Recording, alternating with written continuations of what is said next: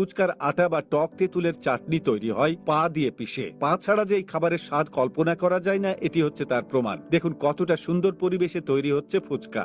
বিশ্বাস করুন আর নাই করুন, দেশে এখনো এমন দৃশ্য দেখা যায় যেখানে পুরুষেরা তাদের পায়ের সাহায্যে এই খাবারগুলোর উপকরণ মাখে বা পিষে মিশ্রণ তৈরি করে। যে আটা দিয়ে মুচমুচে ফুচকা তৈরি হয়, সেই আটা পায়ের তলায় ফেলে ভালো করে মাখানো হয়। শুধু ফুচকাই নয়, ফুচকার টক বা চাটনি তৈরির জন্য তেঁতুল পায়ের নিচে পিষে বানানো হয়। আর রুটির আটাও যে একই কায়দায় তৈরি হয় তা অবশ্য এখন সবাই জানে। ভাবুন তো একবার, একজন মানুষ হয়তো সারাদিন পরিশ্রমে ঘেমে আছে, তারপর আবার ধুলোমাখা পা দিয়ে দিব্যি মেখে ফেলছেন ফুচকার আটা, আর সেই আটা দিয়েই তৈরি হচ্ছে মেয়েদের প্রিয় ফুচকা। শুধু তাই নয়, তেঁতুলের চাটনির জন্য তেঁতুলও পায়ের সাহায্যে মাখানো হয়। তা তো দেখতেই পেলেন। যে খাবারগুলো পায়ের স্পর্শে তৈরি হচ্ছে সেগুলোই আবার পরম তৃপ্তিতে খাচ্ছেন নারীরা। কারো মুখে হয়তো তেঁতুলের টক চাটনির স্বাদ, কেউ বা মুচমুচে ফুচকার স্বাদে মগ্ন। তাদের মনে কি একবারও প্রশ্ন জাগে এই খাবারগুলো কিভাবে তৈরি হয়েছে, নাকি স্বাদের কাছে সবকিছুই তুচ্ছ? যিনি খাচ্ছেন তিনি হয়তো কিছুই জানেন না। অনেকে এ যুগে এমনও আছেন যাদের এ ব্যাপারে ধারণাই নেই, সাদা মনে মজা করে খেয়ে ফেলছেন। তবে এখন অনেকে আবার জানেন কিভাবে তৈরি হয় এসব খাবার, কিন্তু এগুলো স্বাদে এতই